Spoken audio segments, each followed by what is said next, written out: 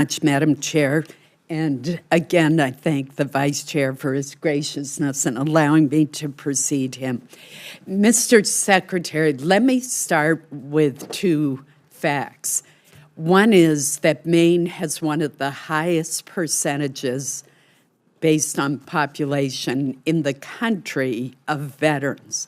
That's something I'm very proud of. Mainers have always stepped forward to serve. Amen. Second, Maine is the oldest state in the nation by median age. So when you combine those two factors, you can easily see why our state veterans' homes are so important. In fact, both of my parents had the benefit of compassionate care at our state's veterans' homes at the end of their lives.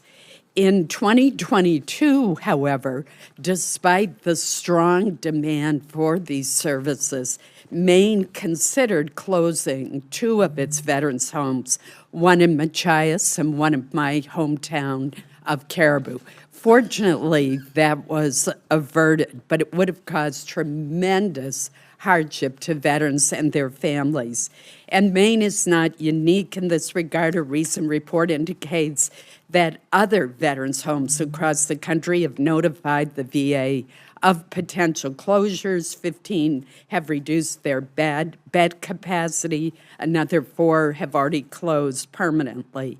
The VA raised its per diem rates in 2023, but frankly, that increase has not kept pace with rising medical costs.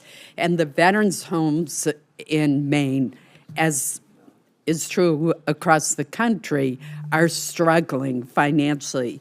What is the VA doing to support financially troubled state veterans' homes, and what more can be done at the federal level to prevent closures or reductions in beds? Yeah, Senator, thank you very much for the question, and I couldn't agree more strongly with you about the importance of state veterans' homes. That's why we bias in VA funding streams for bigger investments in the state-run veterans' homes than we do in the commercially run veterans' homes and long-term care facilities. Among the things that we are doing, obviously, is up to 65% of the cost of the facility construction, remodeling grants, importantly, nurse recruitment grants, and I'll come back to that in a second, medical sharing arrangements with considerable cost sharings when we can get our personnel into those facilities to care for vets, and then continued clinical care education. Notwithstanding that, and as you pointed out, the per diem has increased 7% in 23, and again another 7% in 24, higher than our increases for other similarly situated programs. Nevertheless, I agree with you that there are big challenges out there, especially in two areas. One of the reasons we're hearing from other states, not in Maine, but from other states that they're closing, is they don't have the staff. Because the veterans that they're getting are requiring more complex care. So greater funding for staff who can provide more complex care for those veterans is important, and this is something that we'll be more than happy to work with you in Maine on and work with the committee on. Secondly, the cost of pharmaceuticals for those veterans who end up in state-run veterans' homes.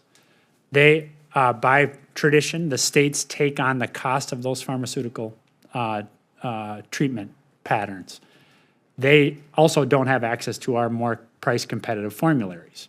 So we'd like to also work with you on that to figure out how is it that we address these significant costs associated with pharmaceutical treatments, because our veterans are living longer with more complex healthcare systems. So those are two areas where we'd like to try to enhance our support to states like Maine.